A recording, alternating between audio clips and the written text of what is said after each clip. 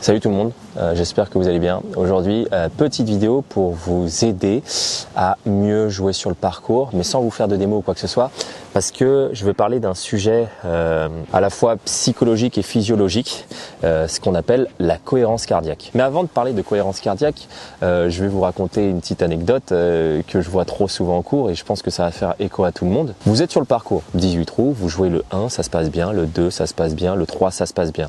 À partir du départ du 4, on ne sait pas pourquoi, il y a une balle qui sort hors limite, vous venez de faire un hors limite, vous tapez votre troisième coup au départ et là, tétanisé, vous ne savez plus quoi faire. À partir du 4, vous faites que des mauvais coups, vous ratez le trou numéro 4, vous faites une croix, vous faites une croix au numéro 5, et vous faites une croix au numéro 6 et là, comme par miracle, départ du trou numéro 7, il y a une balle qui redécolle. Bon, je pense que ça nous est tous arrivé, ce que je suis en train de vous raconter. Et le plus dur, en fait, c'est de sortir de ça. Et ce que je dis souvent, c'est que le trou numéro 4, 5, 6 qu'on a raté dans cet exemple-là, en fait, on était juste des hamsters dans la roue. On était juste des hamsters on a raté un coup, prise de panique, voilà, je suis en train de prendre mon coup de pénalité, je tape trop au départ du 4, faut que j'assure, faut que je fasse un truc. Et qu'est-ce que je fais à ce moment-là? Qu'est-ce qu'on fait tous en fait? On se tend quoi, on se crispe, on est là, je viens de faire un hors limite, faut que je fasse attention, je dois quand même m'assurer sur le prochain coup et on fait quoi? On continue à faire de la merde, on continue à rater le coup et plus on va rater le coup, plus en fait on va se crisper. Donc on fait ça sur le trou numéro 4, sur le 5 pareil, on est toujours dans notre tempête émotionnelle et on essaye encore de régler des petits trucs, c'est peut-être dû à mon gris, c'est peut-être dû à mon stance, c'est peut-être dû à mon takeaway et en fait on rate le 5 et on rate le 6 et à partir de ce moment-là, on ne sait pas pourquoi, il y a un coup, voilà, par miracle, il sort de nulle part celui-là. Et en fait, j'ai envie de vous dire que c'est pas vraiment quelque chose de miraculeux que votre golf revienne à un moment sur une partie de golf.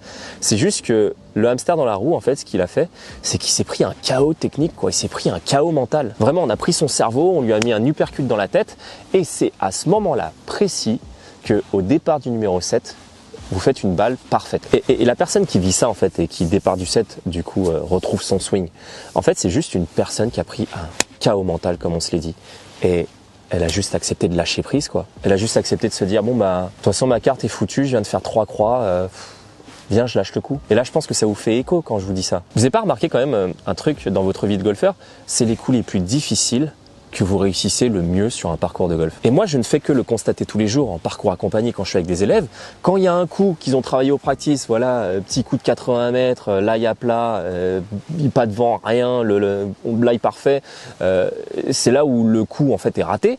Par contre, quand il y a un coup stinger sous les arbres, faut sortir des arbres, il y a 120 mètres à faire, faut la faire tourner comme ci, comme ça.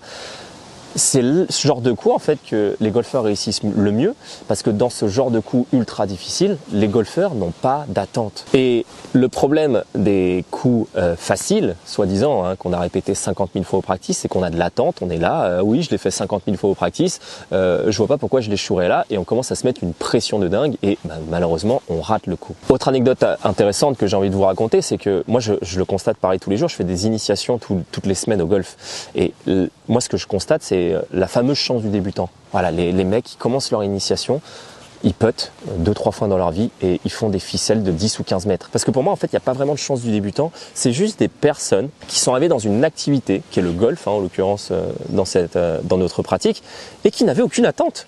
Ils n'attendaient rien du score, ils ne savaient pas ce qu'il fallait faire, ils ne savaient pas que c'était impossible en termes de probabilité que ça réussisse. Ils ont juste regardé là où vous voulez aller et ils ont joué à l'instinct. En fait, c'est ça. Et pour moi, quelqu'un qui réussit à jouer au golf, c'est qu'il arrive à se détacher lui-même de ses attentes et de se détacher de toute la pression qu'on peut se mettre dans le golf. Et c'est ça, en fait, qui fait qu'on arrive à bien jouer au golf à partir d'un moment. Et à travers cette vidéo, ce que j'avais envie juste de vous donner, c'est une petite arme qui va vous permettre, en fait, plus souvent en tout cas, de vous raccrocher aux branches et pour éviter ces fameux trous catastrophes qui s'enchaînent et de revenir de plus rapidement dans le game. Et j'en viens du coup maintenant à la cohérence cardiaque. Si t'en as marre de pas savoir pourquoi ta balle part à droite ou à gauche et de temps en temps tout droit accidentellement, j'ai créé une formation complète, les fondations du golf de A à Z, pour t'aider à remettre ton jeu sur des bases solides. Et pour te faire une idée, je t'offre les 3 premières vidéos de la formation. C'est cadeau, tu regardes ça tranquillement chez toi, tu appliques et tu verras déjà peut-être du changement dans ton jeu. Et pour les recevoir, c'est très simple, clique sur le lien dans la description de la vidéo. Allez, on reprend la vidéo. Alors la cohérence cardiaque, c'est quoi? En gros, c'est l'art de mettre ton cœur, ta respiration et ton cerveau sur la même fréquence. Ton cœur ne bat pas de façon régulière entre deux battements. L'intervalle, en fait, il varie légèrement. Et cette variabilité cardiaque, en fait, elle reflète l'équilibre entre ton système nerveux sympathique et le parasympathique. Bon, qu'est-ce que c'est le système nerveux sympathique, parasympathique? Je fais juste une petite parenthèse dessus. En fait, le système nerveux, il est découpé en deux catégories. Il y a le sympathique et le parasympathique. Le système sympathique, en fait, il n'est pas très sympa. Au contraire, c'est le système nerveux du stress, où on génère du cortisol, où voilà, vous venez de rater un coup là par exemple, et vous vous sentez un peu tendu, quoi, un peu nerveux. Et ben là en fait c'est le système sympathique qui vient de s'activer, et il n'y a pas de bon ou de mauvais système, c'est-à-dire que ils sont utiles dans la vie en fait à des conditions particulières. Exemple, le système nerveux sympathique, il va être très utile en cas d'attaque d'un lion. Voilà, il y a un lion qui veut vous attaquer, il veut vous bouffer. À ce moment-là, décharge d'adrénaline dans le corps, montée de cortisol, on commence à rentrer dans le nerveux, il y a les mains qui se refroidissent, on commence à avoir le rythme cardiaque qui s'accélère et les pupilles qui se dilatent. Bref, on rentre dans ce qu'on appelle du coup le système nerveux sympathique. On se met en situation de stress et d'adrénaline pour pouvoir répondre au danger. Et le système parasympathique, lui, c'est plutôt le système nerveux qui va être actif après le travail, voilà, le soir, quand on est chill devant Netflix. On a notre cortisol qui commence à baisser, il y a la sérotonine qui commence à venir dans le corps. Enfin bref, c'est le deuxième système nerveux, en fait, notre côté où on va être plus posé, plus chill et où on va se sentir beaucoup plus en harmonie, sans tension. Et le problème au golf, c'est quoi? Le problème au golf, comme vous l'aurez compris avec ce petit bref introduction sur le système nerveux parasympathique et sympathique, c'est que quand on rate et quand on fait n'importe quoi sur le parcours, quel est le système nerveux qui s'active? Eh ben oui, plein dans le mille, c'est le système sympathique, quoi. Il nous met dans un état et il nous flingue complètement. Du coup, on reprend l'exemple de ce qu'on s'est dit depuis tout à l'heure. Je suis départ du 4, je fais un hors limite. Qu'est-ce qui se passe?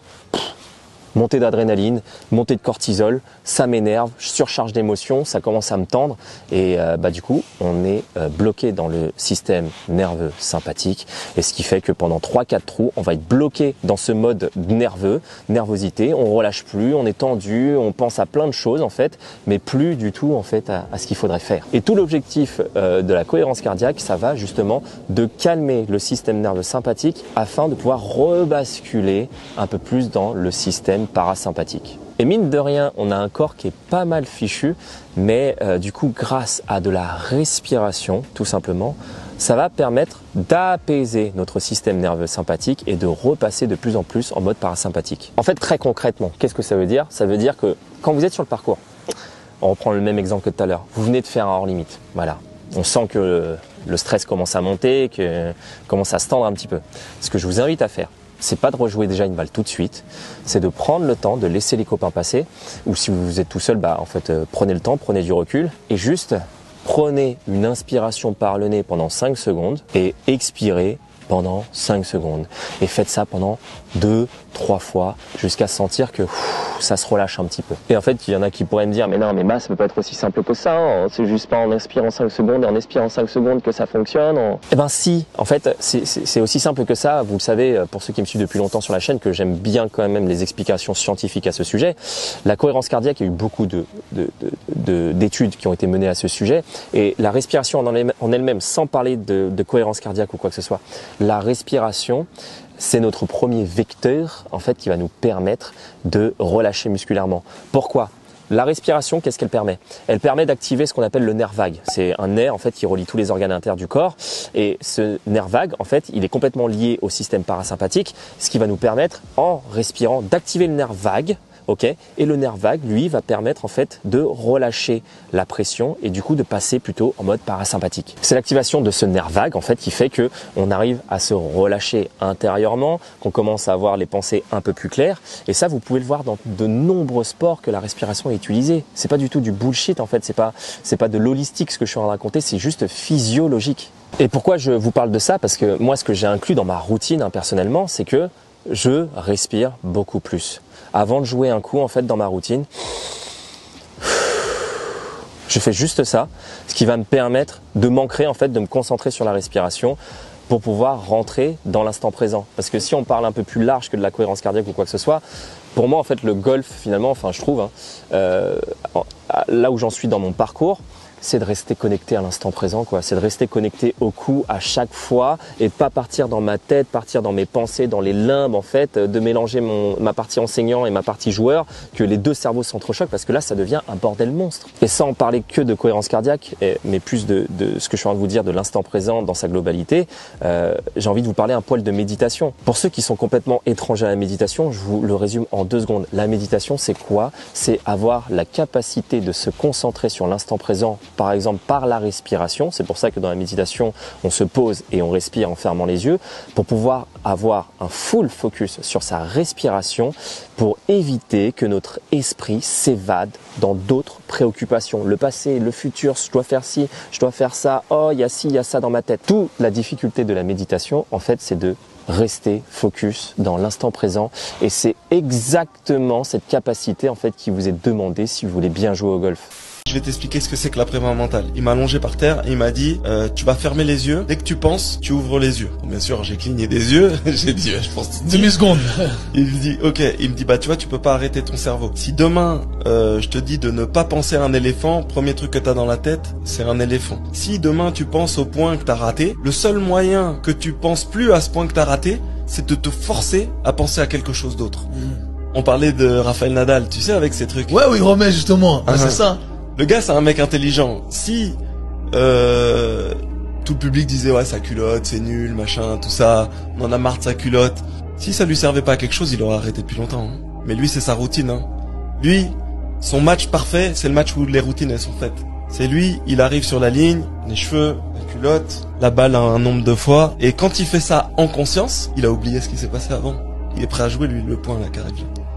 Reset. Lui, reset, il est prêt. Ça, j'ai compris que après, du coup. Et ça, j'ai compris trop tard. Et c'est pour ça que la respiration, ça va être la première porte d'entrée sur le parcours pour pouvoir vous détendre. Maintenant, j'ai envie de vous parler de pas que sur le parcours, sur le practice.